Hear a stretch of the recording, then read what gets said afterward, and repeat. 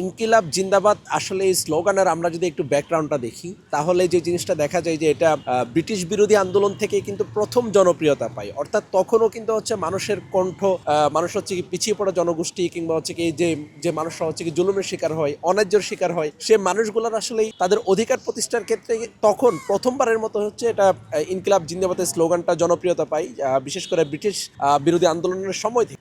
পরবর্তীতে এটা পাকিস্তান, বাংলাদেশ থেকে শুরু করে বিভিন্ন গণ আন্দোলনের বিভিন্ন দেশের প্রেক্ষাপটে এটি আমরা শুনে থাকি। আজকে বাংলাদেশের প্রেক্ষাপটে আমরা যদি এই যে 24-এ যে গণ অভ্যুত্থান হয়েছে সেখানেও কিন্তু এই স্লোগানটা মানুষের মাঝে একটা হৃদ্যতার সম্পর্ক তৈরি করেছে, মানুষের মাঝে একটা সাহসের প্রতীক হিসেবে বিমূর্ত হয়েছে। সেই জায়গা থেকে আসলেই অনেকের কাছে আপনি এই যে বিশেষ করে বর্তমান যে জায়গা থেকে এখন সব থেকে বেশি আলোচনা সমালোচনা হচ্ছে যে একজন মন্ত্রী মহোদয় তিনি স্লোগানকে অবজ্ঞা করলেন, অসম্মানিত করলেন, কিংবা হচ্ছে কি এটা দিয়ে উনি ওনার অন্য একটা ইস্যুকে হয়তো মিন করার চেষ্টা করলেন। তারাই আমরা দেখেছি তাদেরই দলের 24-এর 4ই আগস্ট তাদের পেজে এই ইনকিলাব জিন্দাবাদ স্লোগানটা তাদের দলীয় তাদের পেজেই ছিল। তো আমার কাছে এই মুহূর্তে একটা প্রশ্ন আমরা করতেই পারি যে তারা এই যে গণ অভ্যুত্থানের প্রেক্ষাপটে দাঁড়িয়ে যারা এই স্লোগানকে ধারণ করে কিংবা স্লোগানকে একটা ট্যাগলাইন হিসেবে নিয়ে যারা এই আন্দোলনের পক্ষে অবস্থান নিয়ে পাশাপাশি হচ্ছে কি এই জায়গায় আসা, ক্ষমতা পর্যন্ত আসা, ক্ষমতা দখল নিয়ে সরকার গঠন করা পর্যন্ত এসে এই মুহূর্তে এসে তারা যখন এই স্লোগানকে আবার হুট করে মানে পল্টে নিয়ে যখন তারা স্লোগানকে অস্বীকার করার চেষ্টা করে, তখন আমাদের কাছে মনে হয় কি এটা নিতান্তই পরিকল্পিত এবং তাদের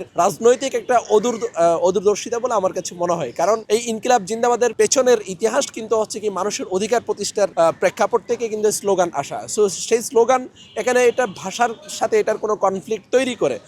আমরা যদি বাংলাদেশের ভাষাটা দেখি, বাংলাদেশের ভাষাটা একটা সংমিশ্রণ, এখানে বিভিন্ন দেশের বিভিন্ন শব্দ। আপনি যদি শুধু বাংলা ভাষার শুধু শব্দ ইউজ করেন তাহলে হচ্ছে আমাদের দৈনন্দিন যে জীবন সেখানে কিন্তু নানা প্রতিবন্ধকতা তৈরি হবে।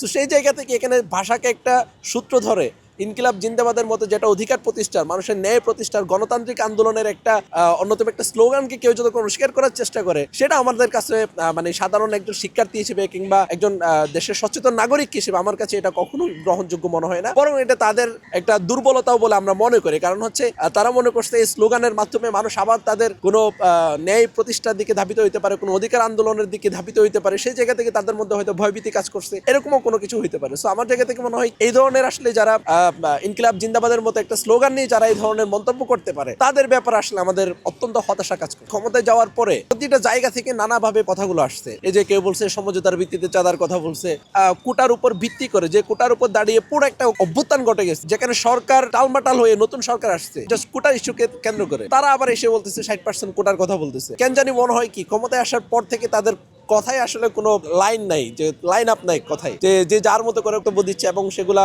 নানাভাবে মানুষকে বিভ্রান্ত করছে। আমার কাছে মনে হয় এটা ক্ষমতায় গিয়ে হয়তো মানে এই যে ভাষাকে কেন্দ্র করে ইনকিলাব জিন্দাবাদের স্লোগানকে এরকম স্বীকার করার চেষ্টা করলে তাদেরকে আসলে আমার দিক থেকে মনে হয় যে আসলে এটা আমাদের বাংলাদেশের যারা সচেতন নাগরিক সমাজ যারা আছি তারা আসলে এটা অত্যন্ত খুব দুঃখভাবেই তারা এটা নিবে।